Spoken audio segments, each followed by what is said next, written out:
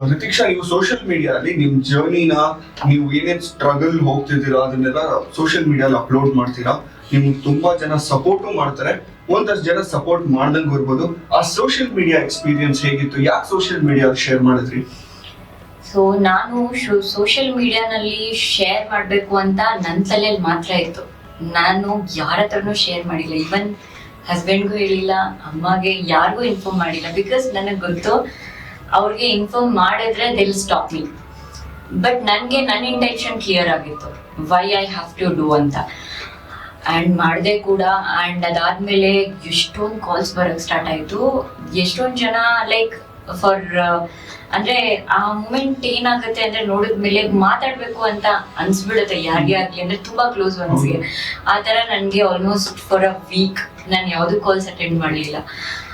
But ಅಮ್ಮಗೆ ತುಂಬಾ calls ಬರಕ್ ಸ್ಟಾರ್ಟ್ ಆಯ್ತು.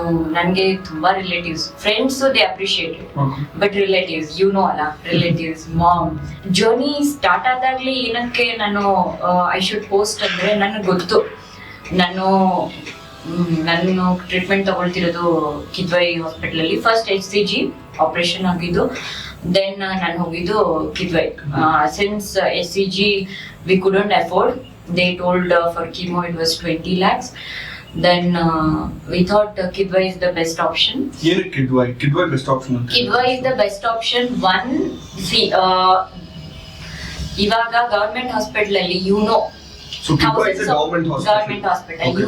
They treat thousands of patients. ತುಂಬಾ ಜನಕ್ಕೆ ಅದ್ರ ಬಗ್ಗೆ ಗೊತ್ತಿಲ್ಲ. ಇನ್ ಫ್ಯಾಕ್ಟ್ ನಮ್ಮ ಅಜ್ಜಿ ಕ್ಯಾನ್ಸರ್ ಪೇಷಂಟ್. ಕಿದ್ವಾಯ್ ಹಾಸ್ಪಿಟಲ್ ಬಗ್ಗೆ ನನಗೆ ಗೊತ್ತಿರ್ಲಿಲ್ಲ. ನಾನು ರಿತಿಕ್ಷಾನ್ ಕಾಂಟ್ಯಾಕ್ಟ್ ಮಾಡಿದಾಗ ರಿತಿಕ್ಷಾ ಹೇಳಿದ್ಮೇಲೆ ನಮ್ಮ ಅಜ್ಜಿನ ನಾನು ಕಿದ್ವಾಯ್ಗೆ ಸೇರಿಸಬೇಕು ಅಂತ ಡಿಸೈಡ್ ಆಗಿದ್ದು ನಾವು. ಅಲ್ಲಿವರೆಗೂ ನನಗೂ ಗೊತ್ತಿರಲಿಲ್ಲ ಕಿದ್ವಾಯ್ ಫ್ರೀ ಅನ್ಬಿಟ್ಟು. ಕಿದ್ವಾಯಲ್ಲಿ BPL ಕಾರ್ಡ್ ಇದ್ರೆ it's completely free. Otherwise card ಇಲ್ಲದೆ ಇದ್ರೆ ಇಟ್ ಇಸ್ ಹೊರಗಡೆ ಹಾಸ್ಪಿಟಲ್ ಇಂದ ತುಂಬಾ ಕಡಿಮೆಯಲ್ಲಿ they will treat the patients. And ಇನ್ನೊಂದು ಹೇಗೆ ಅಂದ್ರೆ ಇವಾಗ ಗವರ್ಮೆಂಟ್ ಹಾಸ್ಪಿಟಲ್ ಅಲ್ಲಿ they will treat like thousand patients. So ನನ್ಗೆ ಹೇಗೆ ಅನ್ನಿಸ್ತು ಅಂದ್ರೆ ದೇ ಆರ್ ದ ಎಕ್ಸ್ಪರ್ಟ್. ನಾನು ಯಾವಾಗ್ಲೂ ಗವರ್ಮೆಂಟ್ ಹಾಸ್ಪಿಟಲ್ ನ ತುಂಬಾ ಬಿಲೀವ್ ಮಾಡ್ತೀನಿ. And their medicines, everything I believe. Only thing we need lot of patients there, because queue ಅಲ್ಲಿ ನಿಂತ್ಕೊಳ್ಳೋದು all that will be there. We need lot of patients ಅಲ್ಲಿ. Okay, Kidwai Hospital almost ನಾನು ನೋಡಿದೀನಿ. So yeah, Kidwai ಯಾರಾದ್ರೂ ಈ ತರ ಏನಾದ್ರು problem face ಮಾಡ್ತಿದ್ರೆ ದಯವಿಟ್ಟು ಮೇಕ್ ಶೋರ್ Kidwai ನ ಕಾಂಟ್ಯಾಕ್ಟ್ ಮಾಡಿ. ಎಲ್ಲೋ ಹೋಗಿ ನನ್ನ ಫ್ರೆಂಡ್ ಕೂಡ ಒಬ್ರು ರಿತಿಕ್ಷಾಗೂ ಗೊತ್ತು, ಅದು ಕಿದ್ವಾಯ್ಗೆ ಹೋಗ್ದಂಗೆ ಅವರು ಲಕ್ಷಾಂತರ ರೂಪಾಯಿ ಖರ್ಚು ಮಾಡ್ಬಿಟ್ಟಿದ್ದಾರೆ. ಈಗ ಕಿದ್ವಾಯ್ಗೂ ಹೋಗಕ್ ಆಗೋದಿಲ್ಲ, ಯಾಕಂದ್ರೆ ಅವ್ರ ಜರ್ನಿ ಮುಕ್ಕಾಲ್ ಜರ್ನಿ ಆಗ್ಲೇ ಬೇರೆ ಹಾಸ್ಪಿಟಲ್ ಅಲ್ಲಿ ಮುಗಿಸ್ಬಿಟ್ಟಿದ್ದಾರೆ. ಸೊ ದಯವಿಟ್ಟು ಈ ತರ ಏನಾದ್ರು ಪ್ರಾಬ್ಲಮ್ ಇದ್ರೆ, ನಿಮ್ಗೆ ಏನಾದ್ರು ಈ ತರ ಹೆಲ್ತ್ ಇಶ್ಯೂ ಅಂತ ಡೌಟ್ ಬಂದ್ರೆ ಇಮಿಡಿಯೇಟ್ ಆಗಿ ಕಿದ್ವಾಯ್ ಹಾಸ್ಪಿಟಲ್ ಹೋಗೋದನ್ನ ಮರಿಬೇಡಿ. Coming back to the question, social media. So social media ನೀವು ಪೋಸ್ಟ್ ಮಾಡಕ್ ಶುರು ಮಾಡ್ತೀರಾ, ಹೌ ವಾಸ್ ದ ರೆಸ್ಪಾನ್ಸ್? ನನ್ಗೆ ಗೊತ್ತಿರ್ಲಿಲ್ಲ. ನಾನೇನ್ ಅನ್ಕೊಂಡೆ ನನ್ ಲಿಸ್ಟ್ ಅಲ್ಲಾಗ್ಲಿ ಅಥವಾ ಇವಾಗ ನಿಮ್ಗೆ ಏನೋ ಒಂದು ಪ್ರಾಬ್ಲಮ್ ಇದೆ ಅಂತ ನೀವು ಹೇಳೋವರೆಗೂ ಆ ಪ್ರಾಬ್ಲಮ್ ಮ್ಯಾಟರ್ ನಿಮ್ ಫ್ರೆಂಡ್ಸ್ ಆಗ್ಲಿ ಯಾರು ಮಾತಾಡಲ್ಲ ಅಲ್ವಾ. ಸೊ ಅದೇ ತರಾನೇ ನಾನ್ ಯಾವಾಗ ಶೇರ್ ಮಾಡಕ್ ಸ್ಟಾರ್ಟ್ ಮಾಡಿದ್ನೋ ನನ್ಗೆ every day like 10, 15, 100 people started reaching. ನಮ್ಮ ಅಮ್ಮಗಿದೆ, ನಮ್ದು ಬ್ರದರ್ಗಿದೆ, ನನ್ನ ಸಿಸ್ಟರ್ಗಿದೆ, ಐ ಹ್ಯಾವ್ ಲಾಸ್ಟ್ ದೆಮ್, ಆ ತರ. So I got to know it is very common disease. ಆವಾಗ ಗೊತ್ತಾಯ್ತು ನನ್ಗೆ, ಕಿದ್ವಾಯ್ಗೆ ಹೋದ್ಮೇಲೂ ಗೊತ್ತಾಯ್ತು ಹೌ ಕಾಮನ್ ಇಟ್ ಇಸ್ ಅಂತ.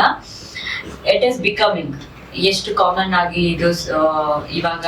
Before it was like a rare disease ಅನ್ನೋ ತರ ಇತ್ತು, ರೇರ್ ಡಿಸೀಸ್, ಬಿಗ್ ಡಿಸೀಸ್, ಭಯ ಆ ತರ ಇತ್ತು. ಬಟ್ ಇವಾಗ ಅಡ್ವಾನ್ಸ್ ಟೆಕ್ನಾಲಜಿ ಮುಂಚೆ ತರ ಇಲ್ಲ. ಇವಾಗ ನಮ್ ದೊಡ್ಡಮ್ಮನ ಟೈಮಲ್ಲಿ ಶಿ ಪಾಸ್ಡ್ ಅವೇ ಅನ್ಫಾರ್ಚುನೇಟ್ಲಿ. ಆ ಟೈಮಲ್ಲಿ ಇಷ್ಟೊಂದೆಲ್ಲ ಟೆಕ್ನಾಲಜೀಸು ಇಷ್ಟೊಂದು ಇಂಪ್ರೂವ್ ಆಗಿರ್ಲಿಲ್ಲ. ಸೊ ಇನ್ನೊಂದು ಸೋಷಿಯಲ್ ಮೀಡಿಯಾನಲ್ಲಿ ಒಂದು ಅವೇರ್ನೆಸ್ಗೋಸ್ಕರ, ಇನ್ನೊಂದು ಪೀಪಲ್ ನಾನೇನ್ ಯೋಚನೆ ಮಾಡಿದೆ ಅಂದ್ರೆ, ಇವಾಗ ನಂದು ಮದ್ವೆ ಆಗಿದೆ, ಮಗು ಆಗಿದೆ, ಫೈನ್. ಬಟ್ ಕೆಲವೊಬ್ರು ದೇ ಆರ್ ನಂದು ಮದ್ವೆ ಆಗಿಲ್ದೇ ಇದ್ದಿದ್ರೆ, ನನ್ಗೆ ಮಗು ಇಲ್ದಿದ್ರೆ ಅನ್ನೋದೊಂದು ಥಾಟ್ ಬಂದಿತ್ತು ನನ್ಗೆ, how their life is. So ನನ್ಗೇನ್ ಅನ್ಸುತ್ತೆ, ಕಾಯಿಲೆ ಯಾರಿಗಿಲ್ಲ, ಎವ್ರಿಬಡಿ, ಚಿಕ್ಕದೋ ದೊಡ್ಡದೋ ಎಲ್ರಿಗೂ ಕಾಯಿಲೆ ಬಂದೇ ಬರುತ್ತೆ.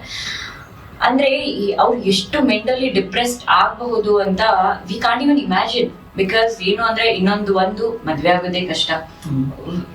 ಯಾವ ಹುಡ್ಗ ಕ್ಯಾನ್ಸರ್ ಇದೆ, ಬಂದ್ ಹೋಗಿದೆ, ಟ್ರೀಟ್ಮೆಂಟ್ ಸಕ್ಸಸ್ಫುಲ್ ಆಗಿದೆ ಅಂತಂದ್ರೂ ಕೂಡ ಯಾರು ಮದ್ವೆ ಆಗೋಕ್ ಮುಂದೆ ಬರಲ್ಲ.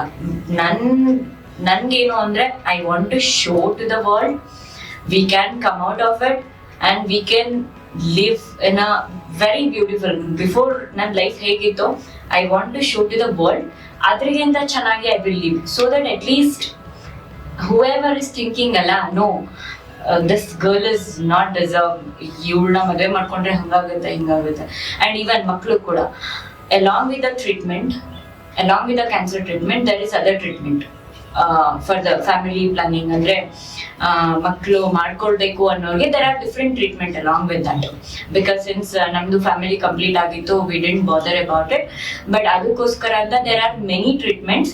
So don't think because ಇವಾಗ ನಿಮ್ಮನೇಲೆ ಆಗಿದ್ದಿದ್ರೆ ಇಲ್ಲ ಮದುವೆ ಮಾಡ್ಕೊಂಡ್ಮೇಲೆ ಆಗಿದ್ದಿದ್ರೆ the same person ಅಥವಾ ನಮ್ಗೆ ಆಗಿದ್ದಿದ್ರೆ ಅದಕ್ಕೋಸ್ಕರನೇ ನಾನು ಹೇಳೋದೇನಂದ್ರೆ once they are cured ಓಕೆನಾ, ಬಿಕಾಸ್ ದೇರ್ ಆರ್ 20 ವರ್ಷ 30 ವರ್ಷ 40 ವರ್ಷ ಲೈಫ್ ಟೈಮ್ ಕೂಡ ಕ್ಯಾನ್ಸರ್ ಆದ್ಮೇಲೆ ತುಂಬಾ ಚೆನ್ನಾಗಿರೋರು ಇದ್ದಾರೆ. Don't just think about who passed ಅವೇ, ಆ ತರ ಯೋಚನೆ ಮಾಡೋದ್ ಬೇಡ. Let's think in a positive way ಅಂತ. ಅಂಡ್ ಹುಡುಗಿರ್ಗೂ ಅಷ್ಟೇ ಐ ಸಜೆಸ್ಟ್, ತುಂಬಾ 20 years 21 years ಅವರು ನನ್ಗೆ ಕೇಳ್ತಿರ್ತಾರೆ ಈ ತರ ಆಗಿದೆ ಮದ್ವೆ ಮಕ್ಳು ಅಂತೆಲ್ಲ ಯೋಚನೆ ಮಾಡ್ತಿರ್ತಾರೆ. ಬಿಕಾಸ್ ಈ ಮೆಸೇಜ್ ಏನಕ್ಕೆ ಅಂದ್ರೆ ಬಾಯ್ಸ್ಗೆ I wanted to show my life, this is the life after cancer ಅಂತ. That was one reason I shared my story. I'm sure ಇದನ್ನ ಕೇಳಿಸ್ಕೊಂಡ್ಮೇಲೆ ಒಂದಷ್ಟು ಜನ ನೋಡ್ತಾ ಇರೋರ್ ಮೈಂಡ್ ಸೆಟ್ ಚೇಂಜ್ ಆಗ್ಬೋದು. ಥ್ಯಾಂಕ್ ಯು ಸೋ ಮಚ್ ಅದಕ್ಕೆ. ಸ್ವಲ್ಪ ಜನ ಅನ್ಫಾಲೋ ಕೂಡ ಮಾಡಿದ್ದಾರೆ. Okay, yeah sorry. Yeah because post ಮಾಡಿದ್ಮೇಲೆ ಮೇ ಬಿ ಅವ್ರಿಗೆ I don't know what they have felt, but ನನ್ನ ಇಂಟೆನ್ಷನ್ ಏನಿತ್ತು ಅಂದ್ರೆ I know I am doing the best job ಅಂತ. ನನ್ಗೆ ಮೆಚ್ಚಿಸಲಾಗಿ ಯಾರನ್ನೋ ಮೆಚ್ಚಿಸ್ಬೇಕು ಅಂತ ಬದುಕಬೇಡಿ, ಇಚ್ಛಿಸಿದಂತೆ ಬದುಕು. ಜನರು ದೇವರನ್ನೇ ಮೆಚ್ಚಲಿಲ್ವಂತೆ, ಇನ್ ನಾವ್ಯಾವ ಲೆಕ್ಕ ಅಂತ. So just keep doing your work ಅಂತ.